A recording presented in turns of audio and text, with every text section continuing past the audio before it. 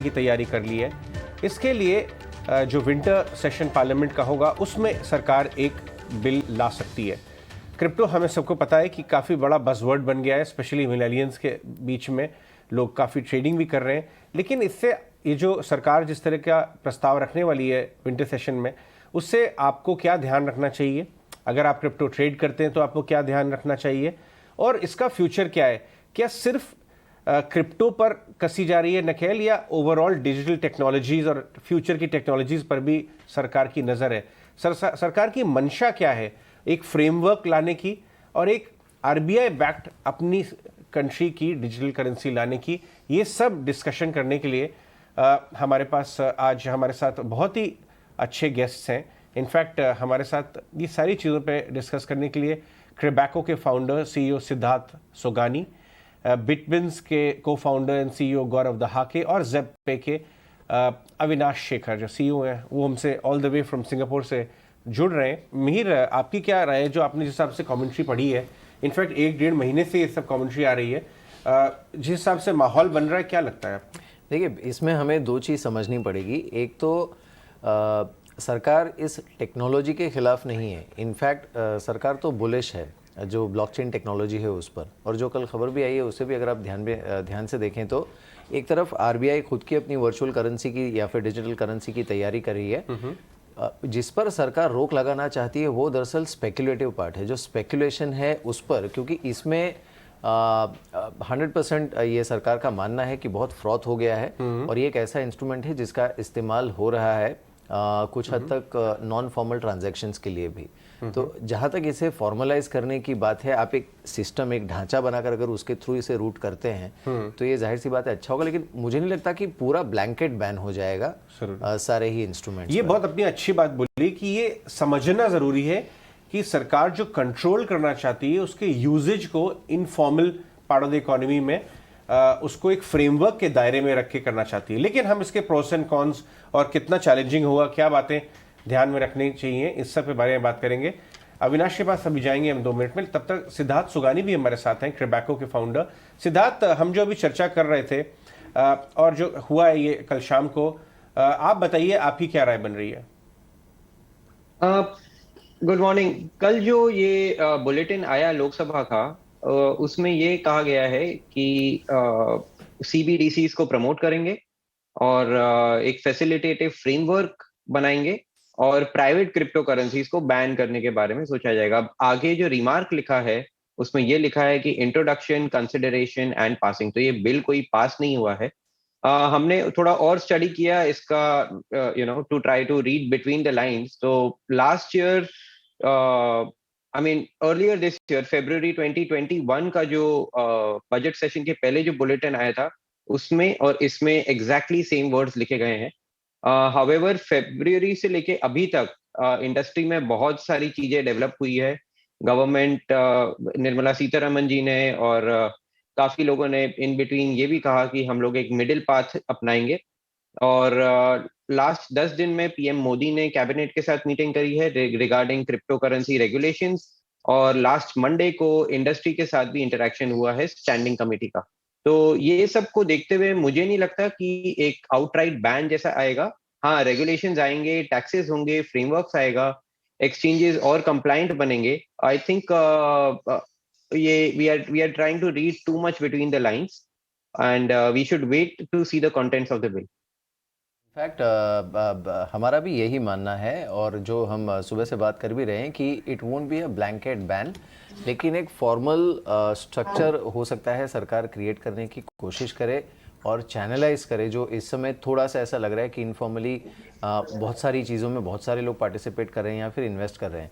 लेकिन आपके मुताबिक एक आइडियल फ्रेमवर्क इसके लिए क्या होना चाहिए? बिकॉज आरबीआई खुद की डिजिटल करेंसी पर भी काम कर रही है और सरकार ये भी चाहती है कि स्पेक्युलेशन और जो एक डर बना रहता है कि हवाला जैसे ट्रांजैक्शंस के लिए भी इसका इस्तेमाल हो सकता है, उसे रोका जाए।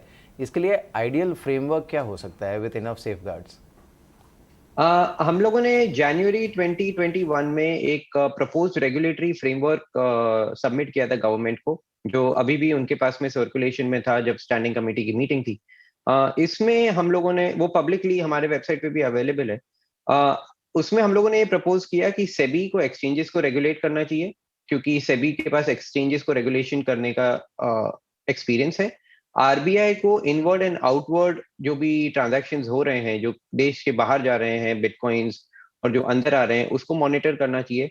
या तो फिर एक पूरी तरह से इंडिविजुअल एक नई बॉडी बनाई जाए जिसमें क्रिप्टो के अंडरस्टैंडिंग जो डिपार्टमेंट्स को हो, वो इस चीज को कर सकते हैं। तो आइडियल फ्रेमवर्क यही होगा, क्योंकि इंडियन इकोनॉमी, इंडियन रुपी जो है वो फ्रीली कन्वर्टेबल करेंसी नहीं है। और आप यहाँ पे कोई चाय की दुकान पे यूएस डॉलर नहीं दे सकते, आपको रुपी ही देना पड़ेगा, राइट? तो और जैसे अगर आप यूएस या यूरोप में जाएं और आप वहाँ कोई दूसरी करेंसी दें तो वो ले सकता है और आपको करेंसी में कन्वर्जन चार्ज लगा के बिल कर सकता है। तो ये सब चीजें ध्यान में रखते हुए इंडिया में क्रिप्टो को एज अ करेंसी ट्रीट करना बहुत डिफिकल्ट होगा।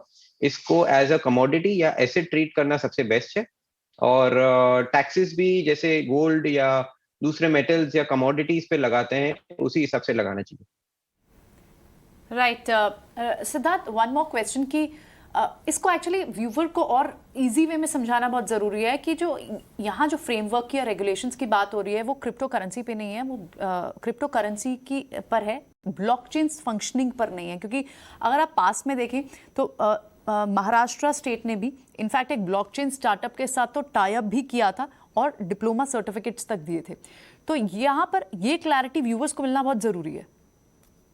देखिए, ब्लॉकचेन्स दो तरह की होती है, एक सेंट्रलाइज्ड और एक डिसेंट्रलाइज्ड। जो सेंट्रलाइज्ड होती है, ब्लॉकचेन बेसिकली ट्रांजैक्शन को वैलिडेट करता है। जैसे मैंने अगर आपको एक कॉइन दिया तो वो कॉइन को वैलिडेट करने के लिए कई सर्वर्स लगे रहते हैं जो उस ट्रांजैक्शन को कंफर्म करते हैं और वो इम्यूटेबल होता है। पर अगर मैंने सिद्धार्थ ब्लॉकचेन लॉन्च करी और उसके सारे सर्वर्स अपने ही घर में लगाए तो मैं डेफिनेटली चेंजेस कर सकता हूँ, तो उसे सेंट्रलाइज्ड ब्लॉकचेन कहा जाएगा। डिसेंट्रलाइज्ड ब्लॉकचेन में कोई भी अपने सर्वर्स और नेटवर्क को ज्वाइन कर सकता है। कोई आइसलैंड में हो सकता है, कोई जापान में हो सकता है, कोई सिंगापुर में हो सकता है। It is open source. तो डिसेंट्रलाइज्ड ब्लॉकचेन्स जब होती है उसके ऊपर एक करेंसी टोकन होना जरूरी है, क्योंकि अगर आप सर्वर खरीद रहे हो, अगर आप इलेक्ट्रिसिटी दे रहे हो, आप जगह ले रहे हो रेंट पे, एक इंजीनियर को रख रहे हो, तो आपको नेटवर्क से रिवॉर्ड मिलना चाहिए, तो वो करेंसी के हिसाब से मिलता है। और अगर आपको उस डिसेंट्रलाइज्ड ब्लॉकचेन के ऊपर कोई स्मार्ट कॉन्ट्रैक्ट बनाना हो तो भी आपको उस करेंसी को यूज करके उसी करेंसी के थ्रू आपको उसकी फीस भरनी पड़ती है। तो डिसेंट्रलाइज्ड और सेंट्रलाइज्ड ब्लॉकचेन्स दो अलग अलग चीजें हैं। टेक्नोलॉजी वाइज दोनों सेम है, बट फंडामेंटली वो दोनों अलग अलग है। तो यहाँ पे गवर्नमेंट जब ब्लॉकचेन टेक्नोलॉजी को प्रमोट करने की बात कर रही है, वो लोग ज्यादातर सेंट्रलाइज्ड ब्लॉकचेन्स पे फोकस कर रहे हैं। आरबीआई भी जो सीबीडीसी लाएगी, 99.9% वो सेंट्रलाइज्ड ब्लॉकचेन्स ही होगी। इसका मतलब सारे सर्वर्स आरबीआई या गवर्नमेंट के पास ही होंगे। ये समझना चाहेंगे और हमारे व्यूअर्स भी, जो बहुत सारे यंग व्यूअर्स हैं, कि इसके यूज केसेस जो क्रिप्टो जैसी चीज है जिसपे प्योर जिसका पॉपुलैरिटी एक्चुअली ट्रेडिंग एक्टिविटी से बन रही है और कितना फास्ट एंड क्विक मनी वो बना सकता है, उसका मूवमेंट, और स्पेशली आई एम श्योर लोग पैसे गंवाते भी होंगे, लेकिन that is never spoken about. Everybody talks about मैंने क्रिप्टो में इन्वेस्ट किया, मेरा इतना क्विकली इतना पैसा बना। ये दूसरे कंट्रीज में किस तरह के फिनोमिना प्ले आउट हो रहे हैं? क्या प्रोडक्टिव और एफिशिएंसी इंप्रूव करने के यूज केसेस भी बाहर आ रहे हैं? उसके बारे में थोड़ा बताइए, क्योंकि इंडिया में तो ज्यादातर बातचीत इसी पे हो रही है कि crypto, if you are not doing as a trader और investor, you are missing out something, और इजी मनी। देखिए, ये इजी मनी तो बिल्कुल नहीं है, ये बहुत स्पेकुलेटिव और रिस्की एसेट क्लास है। सारे व्यूवर्स जो ये देख रहे हैं वो ये ध्यान में रखें कि ये बहुत वोलेटाइल एसेट है। इसमें आपका पैसा जीरो भी हो सकता है। कई तरह के कॉइन्स आते हैं, मीम कॉइन्स आते हैं, ये बहुत रिस्की हैं, इनसे आप दूर रखिए। पर आपके पोर्टफोलियो में कुछ क्रिप्टो होना चाहिए, क्योंकि ये नॉन कोरिलेटेड एसेट है, यानी ये कोई चीज से पेग्ड नहीं है। जैसे रुपीस के पीछे गोल्ड होता है या कोई इंट्रिंसिक वैल्यू होती है, इसके पीछे नेटवर्क है। तो ये नया एसेट क्लास है, और जिस तरह से हम लोग स्टॉक्स में डाइवर्सिफाइड पोर्टफोलियो की बात करते हैं, कुछ परसेंटेज होना चाहिए, पर ये कोई क्विक मनी वाला नहीं है। आपके पोर्टफोलियो का एक डाइवर्सिफाइड 2 से 5% से ज्यादा इसमें मत डालिए। एक बार इस चीज को समझिए, क्योंकि ये काफी वोलेटाइल, स्पेक्युलेटिव और रिस्की एसेट है।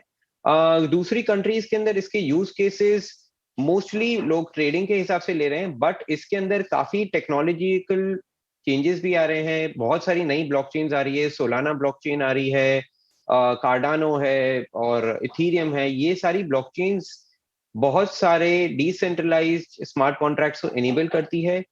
लैक्स ऑफ ट्रांजैक्शंस पर सेकंड की स्पीड है इनकी, और क्रॉस बॉर्डर ट्रांजैक्शंस हो सकते हैं, इन पे एनएफटी क्रिएट हो सकते हैं, इन पे डिजिटल बहुत सारी मतलब यूज केसेस का तो कोई अंत नहीं है, बट ये बहुत ग्रो कर रहा है ग्लोबली। $3 ट्रिलियन का इसका मार्केट कैप ऑलरेडी हो चुका है। बट हाउएवर मीम कॉइन्स, ये सारे स्पेकुलेटिव एसेट्स से बच के रहा जाए। बिल्कुल। चलिए, हमारे साथ अब अविनाश शेखर भी जुड़े हैं, को चीफ एग्जीक्यूटिव ज़ेप-पे के।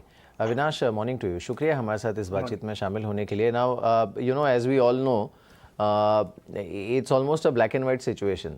तो एक सेक्शन है जो ये मानता है कि ये पूरा बैन हो जाना चाहिए और होना ही नहीं चाहिए, there is lot of speculation and there is everything bad about crypto. एक दूसरा सेक्शन है जो ये मानता है कि आप इसे बैन नहीं कर सकते, it is here to stay. हाँ, आप इसे थोड़ा फॉर्मलाइज कर सकते हैं, थोड़ा सा रेगुलेट कर सकते हैं, एंड गवर्नमेंट कोशिश कर रही है कि इसके बीच में कोई मिडल पाथ निकले। आरबीआई भी अपनी तरफ से कोशिश कर रही है। तो ये जो कल ये खबर आई है, उस पर अविनाश, पहले तो आपका एक मैक्रो व्यू क्या है और कितना पॉसिबल है इसे रेगुलेट करना या फिर पूरी तरह से बैन करना? देखिए, 2-3 चीजें। सबसे पहले तो हमको अंडरस्टैंड करना चाहिए कि क्रिप्टो जो है, खासकर बिटकॉइन, ईथर जो है, ये एक नया टेक्नोलॉजिकल इनोवेशन है और ये फ्रॉम टेक्नोलॉजी के पॉइंट ऑफ व्यू से काफी बड़ा बनने वाला है। हम लोग एक तरीके से इंटरनेट दोबारा से बना रहे हैं और ये इंटरनेट से भी बड़ा हो सकता है। तो वो हमको बेस ध्यान रखना चाहिए कि फंडामेंटली एक टेक्नोलॉजी है जो नई टेक्नोलॉजी है। काफी लोग उसको अंडरस्टैंड करते हैं, काफी लोग अंडरस्टैंड नहीं करते हैं। जो क्रिप्टो है वो उसके ऊपर जो ब्लॉकचेन टेक्नोलॉजी है उसके ऊपर है, और दोनों को आपस में अलग अलग नहीं किया जा सकता है। जो हम सेंट्रलाइज्ड ब्लॉकचेन की बात करते हैं, वो एक तरीके से जैसे पुराने जमाने में कंपनी का इंट्रानेट होता था, उस तरीके से है। उसका कुछ यूज है, बट जो अगर आपको प्रॉपरली यूज करना है ब्लॉकचेन टेक्नोलॉजी को, तो बिना क्रिप्टो के वो यूज नहीं हो सकती है। खासकर जो बिल की बात है या इसको कैसे रेगुलेट कर सकते हैं, तो रेगुलेट कर सकते हैं। बाकी कंट्रीज ने रेगुलेट करा है, सिंगापुर ने रेगुलेट कर रहा है, यूएस रेगुलेट कर रहा है। तो ऐसा नहीं है कि रेगुलेशन पॉसिबल नहीं है। जो भी कोई भी टेक्नोलॉजी जो है वो दोनों चीज के लिए यूज हो सकती है। अच्छे काम के लिए यूज हो सकती है, कुछ बुरे काम के लिए यूज हो सकती है।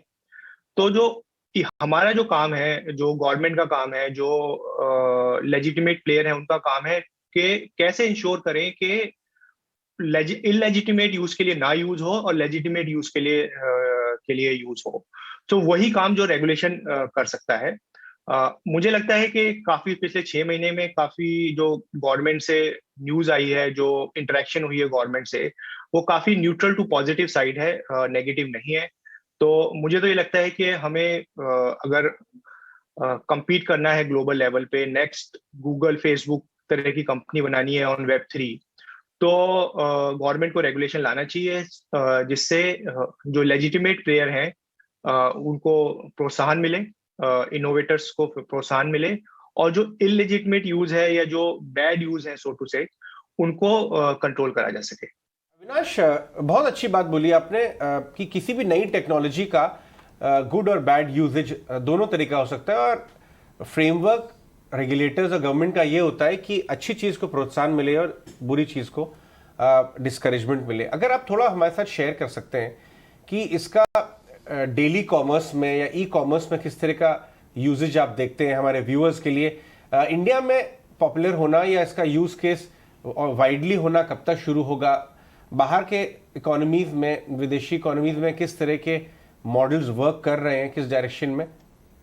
हाँ, तो देखिए, जो फर्स्ट जो यूज केस जो निकल के आ रहा है क्रिप्टो का, वो फाइनेंस रिलेटेड फील्ड में निकल के आ रहा है काफी। वर्ल्ड वाइड अगर आप देखें तो लैंडिंग बोरोइंग में काफी यूज हो रहा है, बट वो सिर्फ फर्स्ट यूज केस है। इसमें आप इसका एग्जांपल देखिए, जैसे कि इंटरनेट है। अब जब इंटरनेट बना था तो कोई भी इवन सोच भी नहीं सकता था क्या क्या यूज केस आएंगे।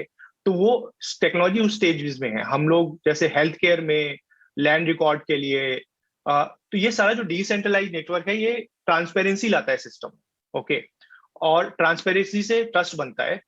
तो जितने भी जो ट्रस्ट वाले सिस्टम्स हैं, चाहे आप वो कोई भी ट्रस्ट वाले सिस्टम, लैंड रिकॉर्ड आपको ट्रस्ट करना पड़ेगा, हेल्थ इंश्योरेंस है आपको एक तरीके से पब्लिकली ट्रस्ट करना पड़ेगा। वो सारे के सारे जो यूज केसेस है वो या तो आ रहे हैं या आएंगे अगले कुछ सालों में। और दूसरा, आज की डेट में तो कई सारे यूज केसेस हैं जो आएंगे, जो हम लोग भी सरप्राइज होंगे कि इसका भी ये भी यूज हो सकता है, जैसे इंटरनेट के केस में हुआ। तो अभी हम लोग एक स्टार्टअप एज में हैं बेसिकली। 10 साल पुरानी टेक्नोलॉजी है, ऑलरेडी $3 ट्रिलियन मार्केट कैप हो गई है। तो मुझे लगता है कि काफी अच्छे यूज केस आज की डेट में भी हैं, बट फ्यूचर में काफी ज्यादा यूज केस आने वाले हैं। जी सिद्धार्थ, अब खैर ये तो जब बिल आएगा तब पता चलेगा, बट इट सीम्स कि एटलीस्ट जो पार्लियामेंट्री कमेटी थी उनमें भी कंसेंसस था कि इसे एटलीस्ट रेगुलेट करने की ज़रूरत तो है। और ये इंडिकेशन भी है सरकार की तरफ से कि जो ब्लॉकचेन टेक्नोलॉजी है उस पर इनफैक्ट सरकार पॉजिटिव है एंड आरबीआई भी पॉजिटिव है। ऐसे में क्या ये संभव है कि कुछ सेफगार्ड्स के साथ कुछ लिमिटेड इंस्ट्रूमेंट्स पर जो इन्वेस्टमेंट है वो अलाउ किया जाए, लेकिन जो इतने सारे ऑप्शंस अवेलेबल हो गए हैं मार्केट में उनको थोड़ा सा ब्लॉक किया जाए या फिर रिस्ट्रिक्ट किया जाए? इस पे कहना डिफिकल्ट होगा, क्योंकि डेफिनेटली लास्ट दो हफ्ते में जो भी एक्टिविटी हुई है पूरे इंडस्ट्री में, गवर्नमेंट ने इंडस्ट्री पार्टिसिपेंट्स के साथ भी इंटरेक्ट किया है। मैंने पहले भी कहा था, मोदी जी ने भी मीटिंग करी है। तो बैन तरह का कोई चीज आएगा नहीं, बट क्या लेके आएंगे वो कहना अभी डिफिकल्ट है। बट लिमिटेड इंस्ट्रूमेंट्स के साथ ये डेफिनेटली हो सकता है। जो सेफ इंस्ट्रूमेंट्स हो, जैसे कि ब्लू चिप अपन कहते हैं, राइट, जो एक ग्रुप की कंपनीज है होती है स्टॉक मार्केट में, उसी तरह से जो टॉप क्रिप्टो प्रोजेक्ट्स है उनमें अलाउ करेंगे, और जो मीम कॉइन्स तरह की चीजें हैं उनको दूर रखेंगे। बिकॉज गवर्नमेंट की ये जिम्मेदारी होती है कि कंज्यूमर प्रोटेक्शन भी किया जाए और ज्यादा स्पेक्युलेटिव एसेट्स में एक्सपोजर नहीं दिया जाए। तो मे बी ऐसा कुछ हो सकता है कि एक्रेडिटेड इन्वेस्टर्स जैसे होते हैं जिनका मिनिमम इन्वेस्टमेंट साइज डिसेंट हो, जिन्होंने इन्वेस्टमेंट एंजल इन्वेस्टमेंट्स करी हो, या किसी का इनकम स्लैब एक अबव 10 लाख हो, वो लोग ही इस तरह की चीजों में इन्वेस्ट कर सकेंगे। इस तरह की चीजें आ सकती है, बट ये मेरा मानना है, गवर्नमेंट की तरफ से अभी तक कोई भी ऐसी इंफॉर्मेशन आई नहीं। राइट, ठीक है। Both of you gentleman, Avinash and Sanjay, हमारे साथ आज जुड़ने के लिए बहुत बहुत शुक्रिया। काफ़ी कॉम्प्लिकेटेड सब्जेक्ट है, सारे स्टेक होल्डर इस पे अपना अपना रोल प्ले कर रहे हैं समझने के लिए, और ताकि रिटेल और HNI सेगमेंट भी इसके अंदर एक वेल इन्फॉर्म्ड व्यू लेके ही अटेम्प्ट करें इसके अंदर। और शायद वही गवर्नमेंट का भी इंटेंशन है कि एक फ्रेमवर्क के तहत इस पे काम हो। बहुत बहुत धन्यवाद आज हमारे साथ जुड़ने के लिए।